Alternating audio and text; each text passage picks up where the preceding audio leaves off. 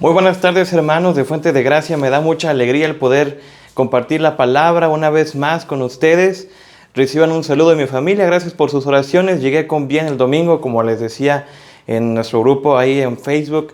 Gracias a Dios llegamos con bien mi familia y yo acá a Saltillo. Y todo muy bien en casa, entonces les saludo desde mi casa en Saltillo. Su casa aquí la tienen cuando quieran venir y presentarse. Y bueno, hermanos, pues es una gran bendición.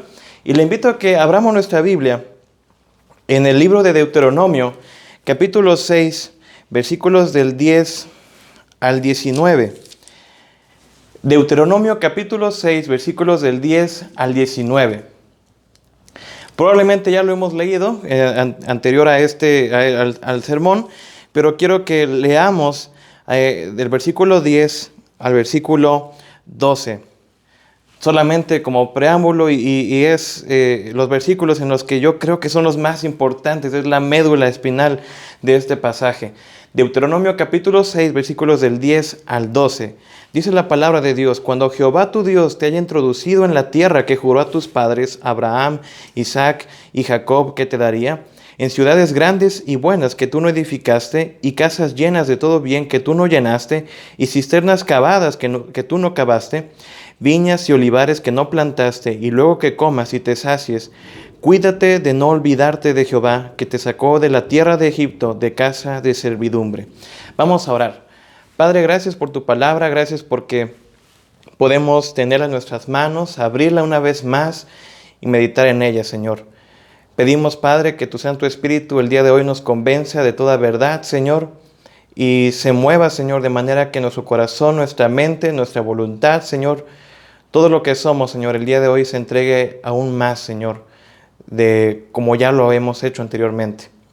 Padre, te pido que si alguno de nuestros hermanos, si alguno de nosotros en este tiempo está preocupado, está cargado, Señor, toma tú todo aquello en tus manos, Señor, y quítelo de nuestra mente para que podamos concentrarnos en lo que tú quieres hablarnos el día de hoy.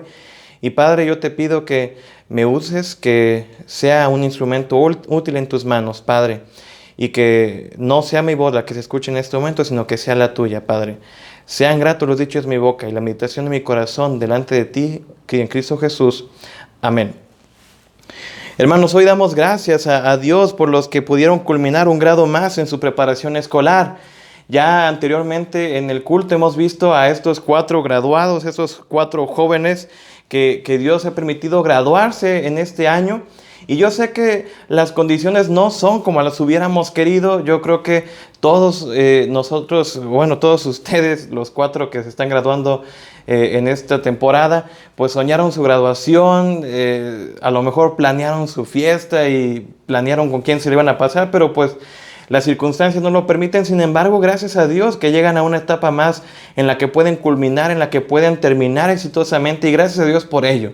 Porque a pesar de estos tiempos tan difíciles en los que estamos viviendo y en los que pudiera pararse toda educación en México, gracias a Dios no ha parado. Esa bendición la tenemos y hoy damos gracias a Dios por ustedes, y Dios me ha dado este privilegio de compartir el mensaje para ustedes, pero no solamente para ustedes, hermanos, sino para toda la iglesia. Yo espero que el Señor nos hable a todos. Y hermano, ahora sí, comenzando con el tema, ¿ha experimentado rachas de victoria en su vida? Yo le pregunto, ¿ha experimentado momentos en los que obtenemos victoria tras victoria? Momentos en los que sale bien y en los que todo sale bien y los fracasos se ven muy, pero muy lejanos. ¿Cómo se siente tener momentos así? Increíble, yo diría. Nos sentimos poderosos, nos sentimos indestructibles, que nada nos puede tirar. Nos sentimos con un montón de victorias. Hay tantos éxitos que nos sentimos como si nada pudiera llegar a fracasar, y todo parece éxito. No hay derrotas, no hay fracasos, no hay obstáculos. Todo sale bien y de acuerdo al plan que cada uno queríamos. Ahorita le voy a decir por qué la razón de estas preguntas, manténgase ahí. Pero fíjese, hermano, que estamos en el libro de Deuteronomio, el último libro escrito por Moisés que pertenece al Pentateuco, los 5 primeros libros de la Biblia, esta sección llamada la ley. Y brevemente le cuento lo que había pasado con Israel, el pueblo de Israel hasta este punto. Primero, el libro del Éxodo nos narra cuando el pueblo de Israel había sido rescatado de la esclavitud de Egipto. En ese tiempo, fíjense, Dios les enseñaría quién es Dios, quién era Él. Imagínense, habían pasado 4 siglos, 400 años, en una cultura totalmente diferente, en un ambiente hostil para ellos. Y habían sido no invitados, no habían sido ciudadanos comunes y corrientes, eran esclavos. Dura, una esclavitud dura, cruel, despiadada para ellos. Y Dios les tuvo que recordar quién era Él. Pues claro, pues a lo mejor se habían olvidado un poco de quién era Dios y habían aceptado los dioses, las ideas de esta tierra llamada Egipto. También Dios los había llevado para el desierto, para conducirlos a la tierra que Él les había prometido una vez que fueron liberados de Egipto. Pero en el libro de los Números, donde se nos narra todas las quejas y desaciertos que el pueblo de Israel tuvo, fíjense que a días de entrar a la tierra prometida, dudan de Dios, se rebelan contra Dios y Dios castiga a toda esta generación que había salido de Egipto. Los castiga con no entrar a la tierra prometida. Los hace vagar por el desierto por 40 años. Y los condena a morir en el desierto. Y van a desfallecer en el desierto. Pero a los hijos de esa generación sí iban a entrar. Entonces llegamos ya a Deuteronomio. Ya habían pasado años desde entonces, de que habían sido rescatados, liberados de Egipto. Ya estaban a unos cuantos días, a lo mejor semanas o meses de conquistar la tierra prometida. Entonces ya no era la generación original que había salido de Egipto, eran los hijos los que estaban aquí en Deuteronomio. Y Moisés se encuentra con toda esta generación conformada por hijos nacidos en el desierto, que no fueron esclavos, pero sí nacieron en el desierto y que no habían visto todos los milagros hechos por Dios en Egipto, pero era una generación guerrillera, ya estaba capacitada para la guerra y para las batallas. Estos entrarían a la tierra que Dios había prometido. Y Moisés, en este pasaje, el capítulo 6, después de hacer un breve recuento de la historia del pueblo de Israel, va a comenzarles a decir cuál es el pacto de Dios con ellos. Ellos no lo habían escuchado. Y Dios va a confirmar su pacto también para ellos. ¿Y en qué consistía? La palabra, fíjense hermano, que va a aparecer mucho en Deuteronomio es la siguiente: cuidado. Porque este pacto que Dios haría con el pueblo de Israel, que por primera vez aparece en Éxodo 19, consistía en que Israel sería para Dios un especial tesoro y un pueblo de sacerdotes santos, siempre y cuando el pueblo le obedeciera. Y no estaba de más esta instrucción, porque Moisés tenía miedo y un deseo también. Miedo porque pues toda aquella conquista que iban a tener probablemente corrían el peligro de que toda esa conquista hiciera que el pueblo se olvidara de Dios y empezara a confiar más en sus fuerzas, en ellos mismos. Y el deseo de Moisés para el pueblo también es que ellos siguieran gozando de las bendiciones de Dios y Dios cumpliera eso que había prometido. Y sabe, ¿no siente que a veces pasa así con nosotros? Por eso la serie de preguntas que le hice al principio, porque vemos rachas de victorias, de conquistas y demás, que estamos en peligro también de olvidarnos de Dios y asumir que todo lo que hemos logrado ha sido más por nuestra inteligencia, más por nuestra capacidad, más por nuestro arduo trabajo. Y jóvenes, hoy quiero invitarles a que no se olviden de Dios en su nueva etapa que Dios les va a permitir empezar en unos cuantos meses, semanas incluso ya. Y hermanos, quiero invitarles a que reconozcamos que Dios siempre está detrás de cada victoria y bendición que recibimos. Dios siempre está detrás de cada victoria y bendición que recibimos. Por tanto, nuestra fidelidad y obediencia siempre debe ser acompañada de gratitud y amor a Dios por lo que Él nos ha dado y hecho por nosotros. Y hoy quiero que veamos 3 cosas importantes que debemos de cuidar para ser fieles en tiempos de conquista. Y al final de este mensaje quisiera que podamos agradecer a Dios por todas sus bendiciones y comprometernos a serle fieles. Entonces, en primer lugar, cuidado con no olvidar que Dios es el autor de cada bendición. Ve al versículo 10 al 12. Cuando Jehová tu Dios te haya introducido en la tierra que juró a tus padres, Abraham, Isaac y Jacob, que te daría en ciudades grandes y buenas que tú no edificaste, y casas llenas de todo bien que tú no llenaste, y cisternas cavadas que tú no cavaste, viñas y olivares que no plantaste, y luego que comas y te sacies, cuídate de no olvidarte de Jehová, que te sacó de la tierra de Egipto, de casa de servidumbre. Moisés, en esta parte en la que llama al pueblo de Israel a ser fieles y obedientes a Dios, comienza diciéndoles: cuando Jehová tu Dios te haya introducido a la tierra que juró a tus padres Abraham, Isaac y Jacob que te daría.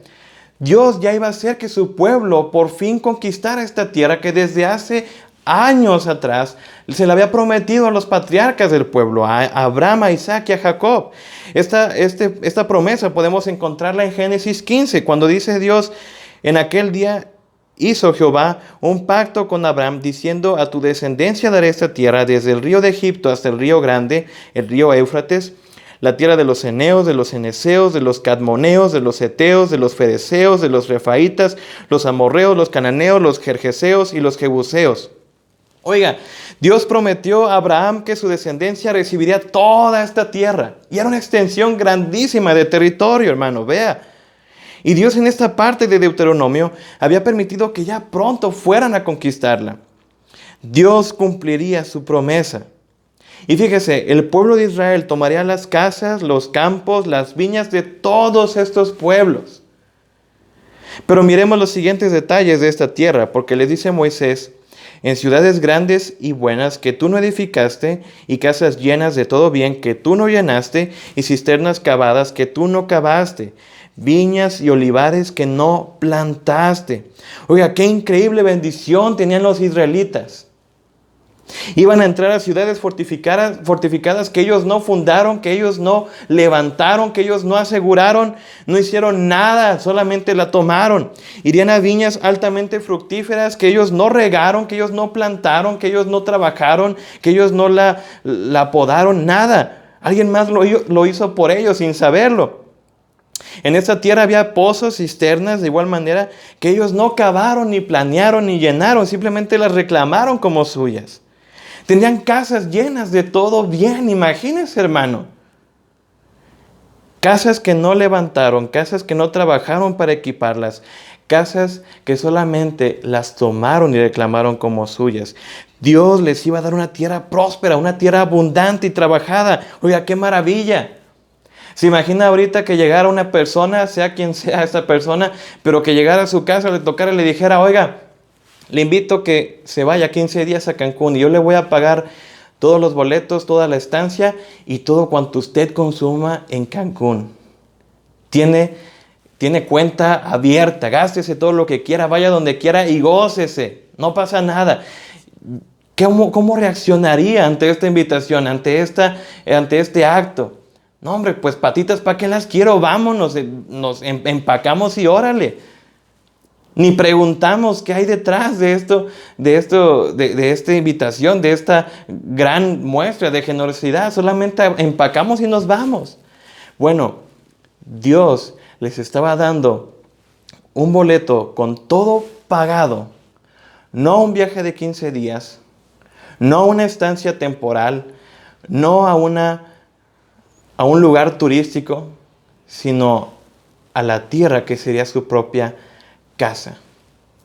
No por unos cuantos días, no por unos meses, no por unos años, sino por muchos largos años.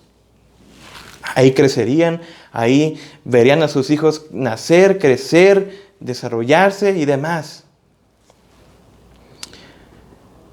Hermanos, también para los que están casados entenderán que empezar de cero con su casa, amueblarla, trabajarla, es un trabajar enorme.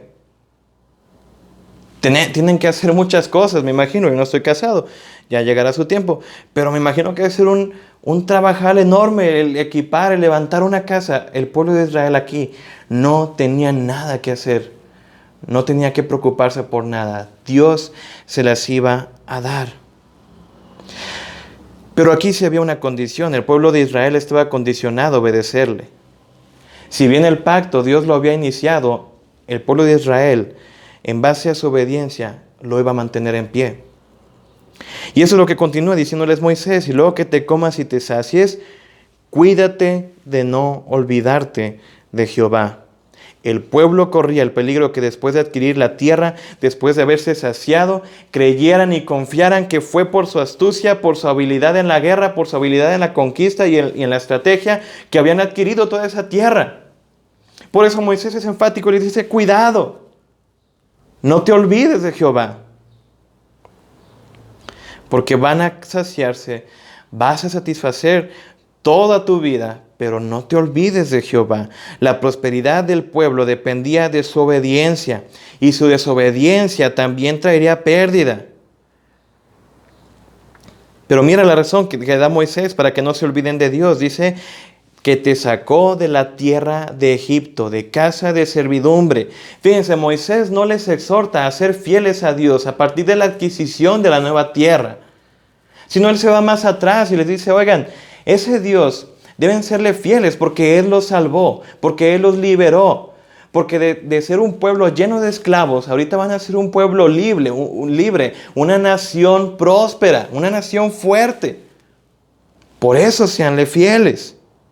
Y Dios, y Dios los había bendecido por gracia. Dios les había dado todo esto por gracia, hermanos. Ellos no se merecían nada de esto. Porque muchas veces habían demostrado, antes de este punto de la historia en Deuteronomio, el pueblo había demostrado ser un pueblo testarudo, un pueblo difícil, un pueblo quejumbroso, un pueblo, dice Moisés, de dura cerviz, y que a nuestra vista o pensamiento diríamos no merecen nada, pero Dios los había bendecido por gracia. Y hermano, Dios también es el autor de cada bendición que recibimos. Y también nos da cada bendición por gracia. Sí, recordemos, Dios siempre está detrás de cada victoria y bendición que recibimos de su mano. Así que si pudiéramos hacer una paráfrasis de este texto para nuestros tiempos, sería algo así. Cuando entres a tu oficina, empresa que tú no fundaste ni construiste, y veas tus títulos pegados en la pared y el puesto que tienes o seas ascendido y vayas a empezar una nueva etapa, después de que tengas éxito y te sacies, cuídate de no olvidarte de Jehová quien te salvó y te libró del pecado. Hermanos, es muy fácil ver el éxito y ser desviados y cegados por todos los aplausos, por todos los elogios, por toda la satisfacción, y olvidarnos que Dios es el autor de cada bendición y victoria que recibimos. Claro, es bueno esforzarse, es bueno trabajar para una mejor vida, pero no dejemos, hermanos, que el orgullo nos lleve a vanagloriarnos. Más bien reconozcamos que Dios está detrás de cada bendición y Dios también nos bendice por gracia, no porque lo merezcamos, no porque nos lo hayamos ganado, sino porque Dios nos quiere así bendecir, solamente por Él, por gracia, porque también hemos demostrado ser testarudos como este pueblo, un pueblo con cabeza dura. Lo hemos también nosotros demostrado y Dios así por gracia nos bendice. Y mire cómo lo dice Santiago 1:17. Toda buena dádiva y todo don perfecto desciende de lo alto. Escuchémoslo bien. Toda buena dádiva, es decir, toda bendición que tenemos es un regalo, no una recompensa. Nuestro Padre Celestial nos da toda bendición, todo logro, todo éxito por gracia. Hermano, no hay lugar para el orgullo, no debe haber lugar para la vanagloria y la autosuficiencia. Más bien, vivamos agradecidos y con humildad reconozcamos a Dios, el autor de cada bendición que tenemos en nuestra vida. Reconozcamos que tengamos lo que tengamos, estemos donde estemos, Dios siempre ha estado detrás. Yo sé que en esos momentos hay gente de nosotros que pudiera estar aceptando este mensaje y cayéndole el 20. Gracias a Dios, manténgase en alerta y cuidado con el vanagloriarse, porque es bien fácil caer en el orgullo y creernos autosuficientes. Pero también habrá gente que diga, no, ¿cómo es Dios? Si yo me esfuerzo, si yo claro que me levanto temprano y todo lo que hago, ok. Pero sabe, hermano, no hay nada bueno en vanagloriarnos, en creernos autosuficiente. Porque, sabes, de por sí tener bienes y empleo y todo lo que tenemos ya es una bendición. Pero es aún todavía mejor cuando tú y yo vamos en gratitud, con humildad a nuestro Dios. Y empezamos a agradecerle y vemos que nuestras manos, ya sea con poco o con mucho, pero están llenas de sus bendiciones, de regalos del Padre, siempre dados por gracia. Y me encanta cómo lo dice Pablo, porque de Él y por Él y para Él son todas las cosas. Todo lo que tenemos a Dios le pertenece. Todo lo que tenemos es por medio de Dios que lo recibimos. Y todo lo que tenemos es para glorificar a Dios. No se nos olvide. Dios es el autor de cada bendición. Y si a los logros que tengamos, jóvenes que hoy estamos celebrando, que hoy estamos orando por ustedes y deseándoles todo este buen éxito, joven, no te olvides que Dios está detrás de ese título que vas a recibir, de ese diploma que vas a recibir. Hermano, no se le olvide que si tiene empleo, que si tiene un buen puesto, o sea, el puesto que tenga en su compañía o en la empresa o en el trabajo donde esté, Dios siempre está detrás. Y cuando vamos a este texto de Romanos que acabamos de leer, no nos queda más que reconocer que realmente todo lo que tenemos es de Dios, es por medio de Dios y es para Dios. Nada más. Dios siempre está detrás de cada victoria y bendición que recibimos de su mano. Pero también cuidado con no olvidar que Dios nos compró para sí. Ve al versículo 13 al 16. A Jehová tu Dios temerás y a Él solo servirás y por su nombre jurarás. No andaréis en pos de dioses ajenos, de los dioses de los pueblos que están en vuestros contornos, porque Él es Dios celoso. Jehová tu Dios en medio de ti está, para que no se inflame el furor de Jehová tu Dios contra ti y te destruya sobre la tierra. No tentaréis a Jehová nuestro Dios como lo tentasteis en Masá. Continúa diciéndoles Moisés, a Jehová tu Dios temerás y a Él solo servirás y por su nombre jurarás. El pueblo al temer a Dios no lo hacía con la idea de tener miedo, de que Dios se llenara de enojo y de ira, sino con la idea de respetarle, de llenarse de asombro y tener repulsión de ofender a Dios con sus actos, porque estaban ofendiendo al Dios que los había rescatado, a un Dios lleno de amor que los había escogido y que había sido grandemente bondadoso con ellos. El pueblo solamente también debía servir a Dios y debían adorarle y entregarse solo a Él. Fíjense, la tierra a la que iban no era una tierra sin cultura, no era una tierra virgen. Había muchos pueblos alrededor del pueblo de Israel, con muchas culturas, con muchos dioses, con muchas ideologías diferentes, que todas estas a Dios le desagradaba. Por eso Moisés les dice, no andaréis en pos de dioses ajenos, de los dioses de los pueblos que están en vuestros contornos. Y miren la palabra que Moisés dice, andar.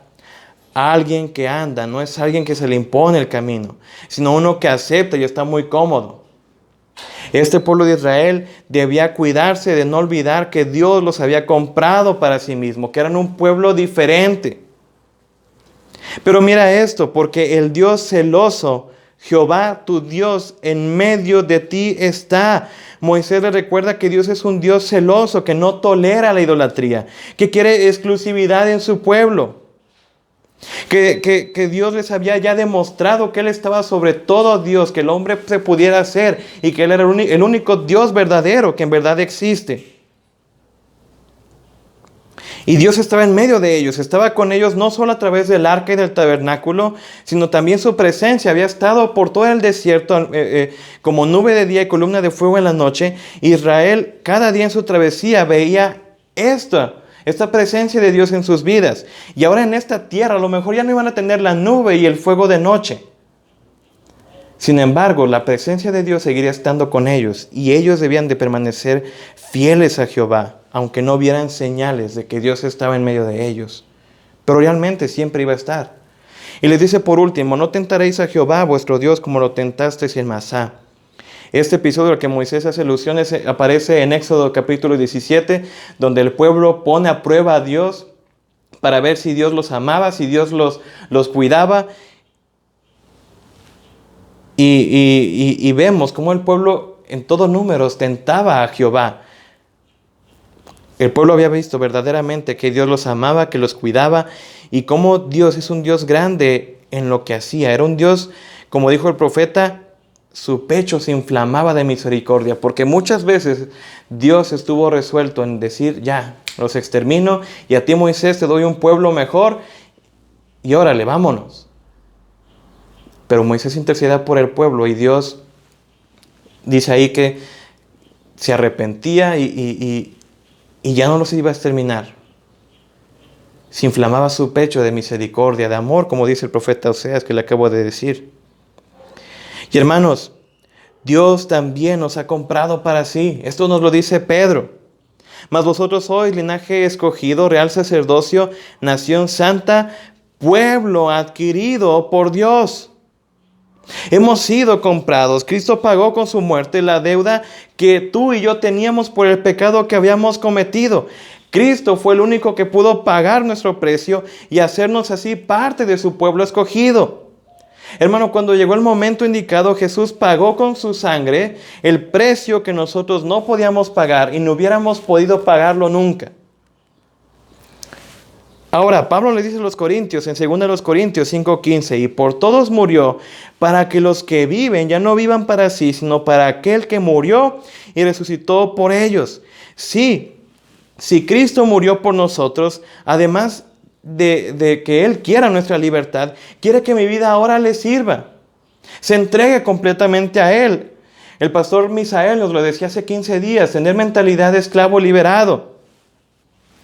De saber que si hubo alguien que compró nuestra libertad, la única forma posible de agradecerle sería sirviéndole, ya no por temor, sino por gratitud a esa libertad que ahora tengo, que Él ha comprado para mí.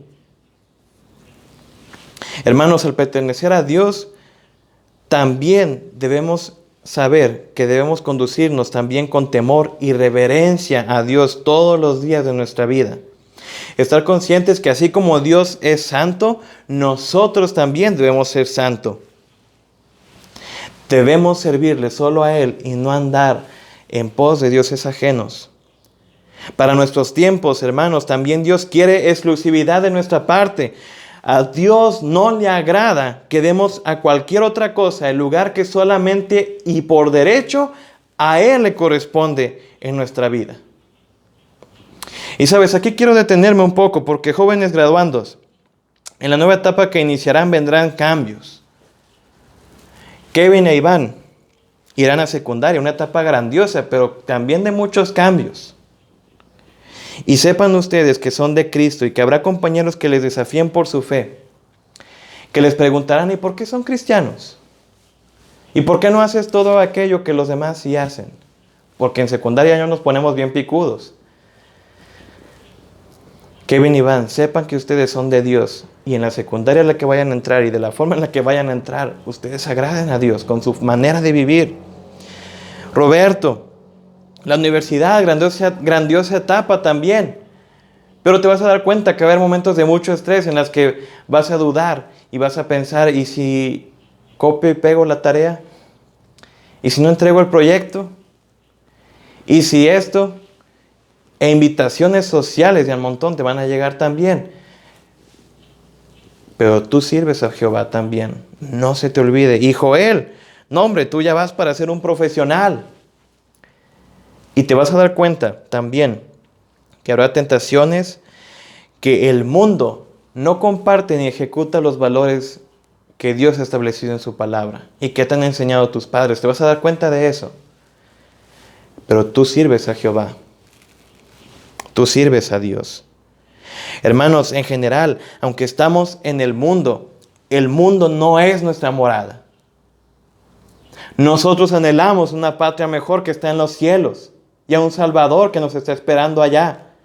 Por eso permanezcamos siempre con Dios. Y aunque el mundo vaya deteriorándose moralmente y cada vez más sea un lugar hostil para nosotros, andemos con Dios, sabiendo que Dios está en medio de nosotros y que Dios es un Dios celoso, que me anhela, que me busca. Y Dios es un Dios que quiere la totalidad de nuestra atención, de nuestro amor, de nuestra devoción. Sigamos viviendo para Dios, hermano. Dios siempre está detrás de cada victoria y bendición que recibimos de su mano. Pero también cuidado, hemos dicho, cuidado con no olvidar que Dios es el autor de cada bendición, que Dios nos ha comprado para sí, y también cuidado con no olvidar que Dios espera nuestra obediencia. Ve al versículo 17, el 19. Guardad cuidadosamente los mandamientos de Jehová vuestro Dios y sus testimonios y sus estatutos que te ha mandado. Y haz lo recto y bueno ante los ojos de Jehová, para que te vaya bien y entres y poseas la buena tierra que Jehová juró a tus padres, para que él arroje a tus enemigos delante de ti, como Jehová ha dicho. Dos imperativos, dos órdenes hay aquí respecto a que Dios esperaba la obediencia de su pueblo. Primero Moisés les dice: guardad cuidadosamente los mandamientos de Jehová vuestro Dios y sus testimonios y sus estatutos que te ha mandado. Miren que de nuevo aparece aquí cuidadosamente. El pueblo debía ser diligente, prestar toda su atención, todo su esfuerzo a obedecer, a guardar y hacer lo recto delante de Dios. También dice: y haz lo recto y lo bueno ante los ojos de Jehová. Israel debía hacer lo recto y bueno ante Dios, lo que es agradable ante Él. Y eso es lo que tenía que hacer el pueblo de Dios. Pero a continuación, eso es lo que Dios haría en consecuencia a esta obediencia. Ve al versículo cómo continúa: para que te vaya bien y entres y poseas la buena tierra que Jehová juró a tus padres, para que Él arroje a tus enemigos delante de ti, como Jehová ha dicho. Si Israel obedecía a Dios, Él los bendeciría, les daría prosperidad, les daría larga vida en esa nueva tierra. Pero si el pueblo desobedecía, también Dios no los iba a bendecir y Dios iba a acortar sus días. Dios fue quien hizo el pacto, vuelvo a decirles, pero el estilo de vida de obediencia del pueblo lo mantendría en pie. Ahora, este era el antiguo pacto en el que Israel se encontraba, pero nosotros nos encontramos en un pacto totalmente diferente. En el nuevo pacto sellado por la sangre de Jesucristo. Recordemos, como dice Hebreos, que Jesús es mediador de un mejor pacto. Y ahora, en el Antiguo Testamento sí, Dios esperaba que el pueblo obedeciera y en consecuencia el pueblo esperaba la bendición de Jehová. Pero para nosotros ya no es así. Porque ahora Dios espera nuestra obediencia, no por temor, no para mantener la bendición, no para obtener la bendición tampoco. Dios espera nuestra obediencia por amor y gratitud a Él. Óigalo bien. Dios espera nuestra obediencia por gratitud y amor a Él. Hermano, nosotros ya no tenemos que buscar la bendición de Jehová en nuestra vida. Ya no tenemos que hacer nada por mantener la bendición de Dios en nuestra vida. Porque cuando nosotros creímos en Jesucristo, el Hijo de Dios que tomó nuestro lugar, y hemos creído por Él, y hemos creído en Jesús como nuestro Señor y Salvador, la perfecta vida de obediencia de Jesús pasó a ser nuestra también. De modo que cuando Dios nos ve, ya no ve al pecador que somos y que a veces seguimos siendo aquí en la tierra, sino ve a su Hijo Jesucristo, ve la perfecta vida de obediencia que Jesús tuvo. De manera que cuando Dios ve todo esto, nos bendice. Hay el favor de Dios. Hermanos, obedezcamos a Dios no con la idea de ganarnos su bendición. No obedezcamos a Dios con el temor de que si no lo hacemos, Dios va a quitarnos la buena vida que tenemos. No. Obedezcamos siempre con amor, con un corazón lleno de gratitud por todo lo que Él nos ha dado y por todo lo que Él ha hecho por nosotros. La adquisición de su bendición nunca debe movernos a obedecerle, hermano. Dios puede que decida bendecirnos y gloria a Dios por eso.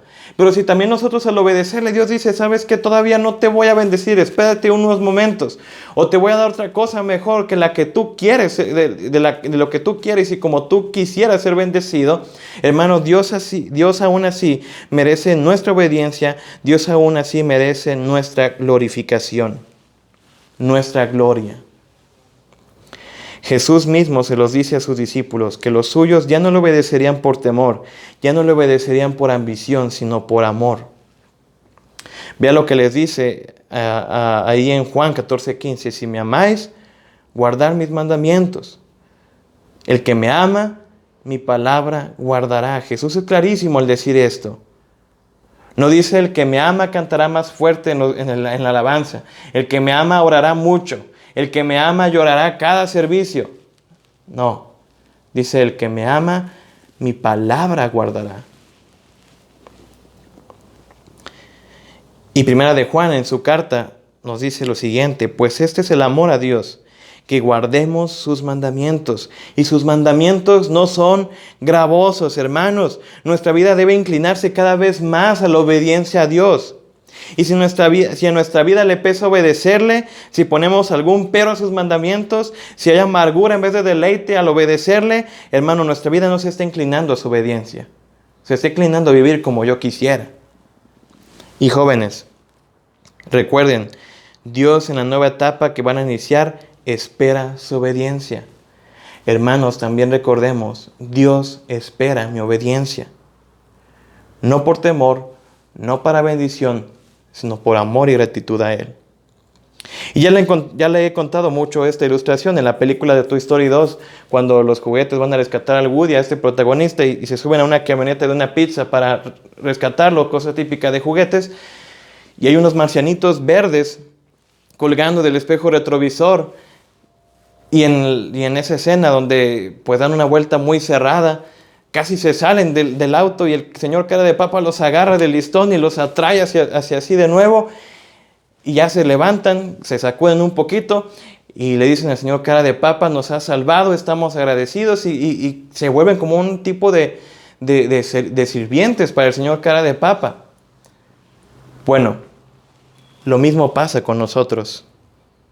El Señor nos ha salvado y hemos quedado tan llenos de asombro, llenos de gratitud, que la única manera posible de agradecerle a nuestro Dios es obedeciéndole, es sirviéndole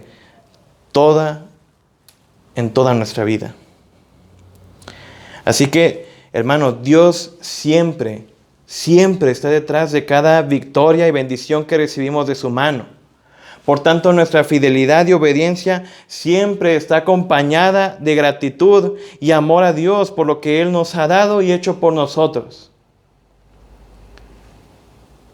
Y como conclusión, agradezcámosle todas sus bendiciones y seamos fieles a Dios. Esta es la invitación que hoy te quiero dejar a ti, joven, que hoy me estés escuchando y que estás festejando y celebrando tu graduación. Agradece a Dios todas sus bendiciones y comprométete a serle fiel. Pero hermano, también, que este día y el resto de nuestra vida decidamos vivir los agradecidos a Dios y en verdad agradezcámosle por todo lo que Él nos ha dado y hecho por nosotros. Y agradezcamos más aún en estos tiempos tan difíciles. Agradezcamos cada bendición, cada favor que de Él hemos recibido. Pero decidamos también serle fieles. Y jóvenes, deseamos para ustedes que Dios les bendiga, que Dios siga añadiendo éxitos en su vida.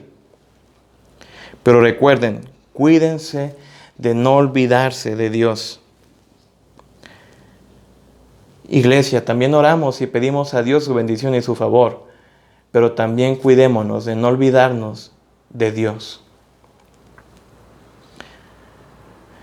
Cuidémonos de no olvidar que Dios es el autor de cada bendición. Cuidémonos de no olvidar que Dios nos ha comprado para sí. Y cuidémonos de no olvidar que Dios espera nuestra obediencia.